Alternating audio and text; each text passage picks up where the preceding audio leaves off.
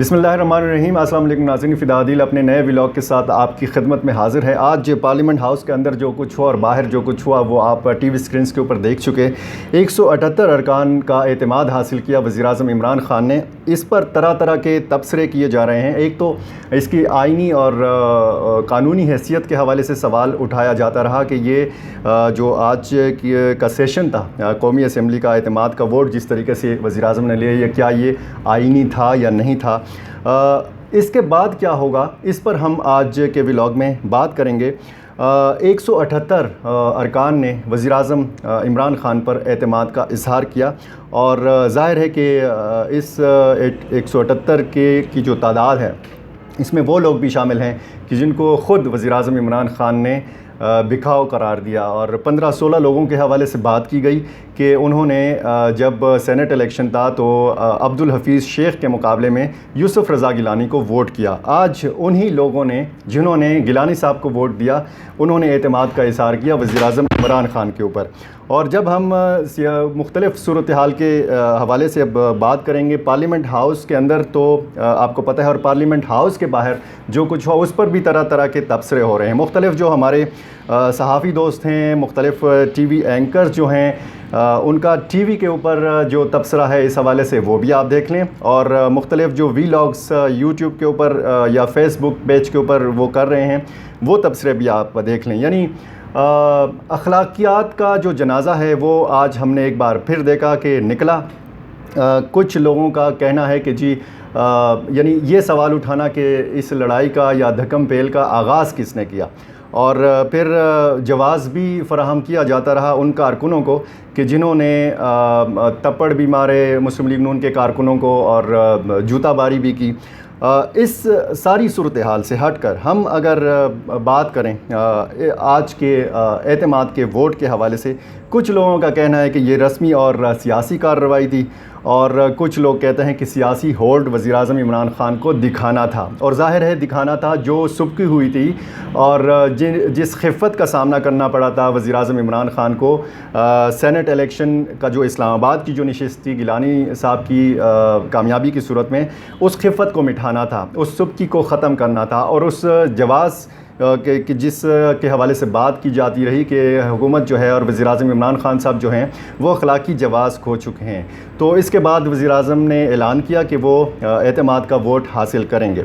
इसके सारी सूरत हाल में हम देखते हैं कि तवक्कुआत और ख़दशात यही थे कि जो इत्तेहादी हैं वो शायद नाराज़ हैं वज़ीर-ए-आज़म इमरान ख़ान से।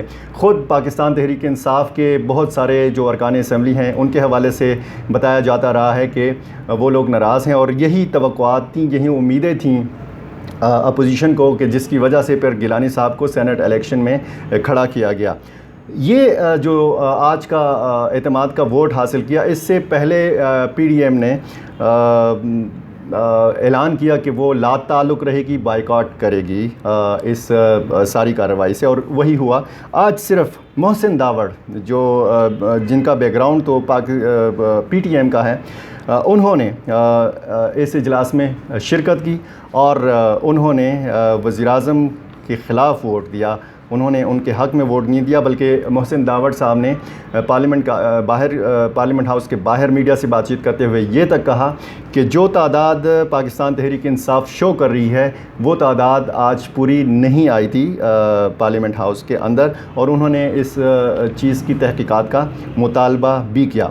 अब सवाल यह है कि अपोजिशन ने ऐसा क्यों किया, यानी ला ताल्लुक़ क्यों रही और बाइकाट क्यों किया। ज़ाहिर है जो लोग इस्तेमाल हुए इस सारे अमल में, और वो लोग ख़ुसूसन जो जिन्होंने गिलानी साहब को वोट दिया, उन्होंने फिर एक्सपोज़ होना था अगर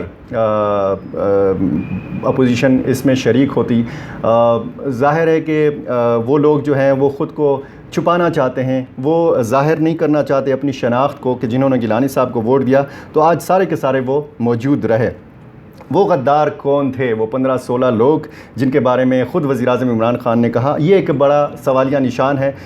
ان غداروں کی شناخت ہوگی نہیں ہوگی، یہ بھی ایک اہم سوال ہے۔ لیکن آج جو کچھ ہوا اور جس خطرے کی جانب بار بار سیاسی مبصرین اشارہ کرتے رہے، وہ خطرہ یہی ہے کہ شاید وزیر اعظم عمران خان کے اتحادی جو ہیں وہ اندر خانے ناراض ہیں، خود پی ٹی آئی کے لوگ ناراض ہیں، تو پھر یہ لوگ جو ہیں ان کا کیسے پتہ چلے گا؟ یہ 15-16 لوگ جو ہیں ان کا پتہ کیسے لگے گا؟ جس طریقے سے 20 MPs کو خیبر پختونخوا میں فارغ کیا گیا تھا پچھلے سینٹ الیکشن کے بعد، اس الیکشن میں بھی ہم نے دیکھا کہ 6 یا 8 لوگ جو ہیں پاکستان تحریک انصاف کے، وہ بکے ہیں، وہ پسلے ہیں۔ انہوں نے اپوزیشن یا دوسری جو آزاد امیدوار تھے، آزاد امیدوار تو ظاہر ہے کہ کوئی نہیں تھا، کیونکہ ایک اضافی امیدوار جو تھا وہ پاکستان تحریک انصاف کی طرف سے تھا جنرل نشست پر، اور ایک اضافی امیدوار جو تھا وہ اپوزیشن جماعتوں کی طرف سے بھی تھا، مسلم لیگ نون کے عباس آفریدی۔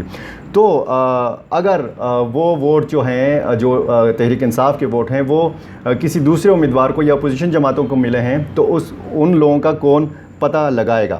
پکچر ابھی بہت باقی ہے، کیونکہ الیکشن کمیشن کے ساتھ وزیر اعظم نے قوم سے خطاب کے دوران جو الیکشن کمیشن کے کردار پر انگلی اٹھائی اور اس کے رد عمل میں جو پریس ریلیز آئی، تو یہ بات جو ہے یہ رکنے والی نہیں ہے، یہ بہت دور تلک جائے گی، اور خطرے کی بات جو ہے عمران خان صاحب کے لیے ہے وہ فارن فنڈنگ کیس ہے۔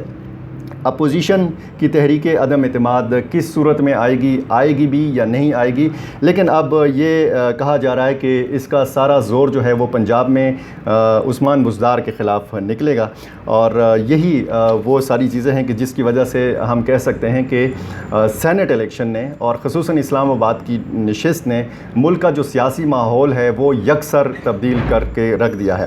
اب اگر ہم خیبر پختونخوا اسمبلی کے سینٹ الیکشن کی صورتحال کے حوالے سے بات کریں تو پھر سوال یہی پیدا ہوتا ہے کہ وہ لوگ کون ہیں خیبر پختونخوا اسمبلی میں کہ جنہوں نے پاکستان تحریک انصاف کو سپورٹ نہیں کیا؟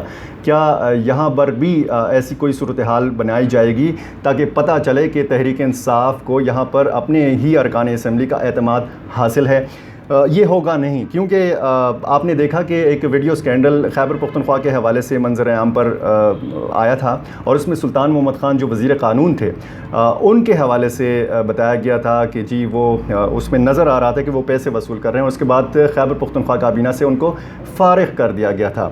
خیبر پختونخوا میں جب اپنی 10 نشستیں حاصل کی تحریک انصاف نے، تو یہی سلطان محمد خان تھے جو منہ میں مٹھائی رکھ رہے تھے، وزیر اعلیٰ محمود خان کی مبارکباد وصول کر رہے تھے۔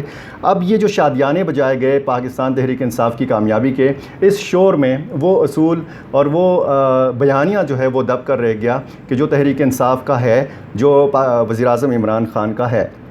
اب ان لوگوں کا تو ظاہر ہے کہ پتہ چلانا مشکل ہے، کیونکہ سینٹ الیکشن سے پہلے ہم نے دیکھا کہ لوگوں کو منانے کی کوشش کی گئی، MNS کو منانے کی کوشش کی گئی، اور MPs کو منانے کی کوشش کی گئی، اور اسی وجہ سے ہم نے دیکھا کہ پھر تحریک انصاف کو کامیابی بھی ملی یہاں سے۔ لیکن وہ جو لوگ پسلے ہیں ان کا پتہ لگانا بہت ضروری ہے۔ اب آگے عمران خان نے صرف اور صرف یہ کرنا ہے کہ عوام کا اعتماد حاصل کرنا ہے۔ عوام کی میں جو پاکستان تحریک انصاف کی یا حکومت کی ساکھ متاثر ہوئی ہے، خصوصاً مہنگائی کے حوالے سے اور بہت سارے دیگر مسائل ہیں، ان پر کنٹرول کے لیے اب وزیر اعظم عمران خان کو ایک نیا عمران خان بننا پڑے گا، اور صرف اسی وجہ سے پھر عمران خان جو ہے وہ نیا پاکستان بنا پائیں گے۔ آپ کا بہت شکریہ۔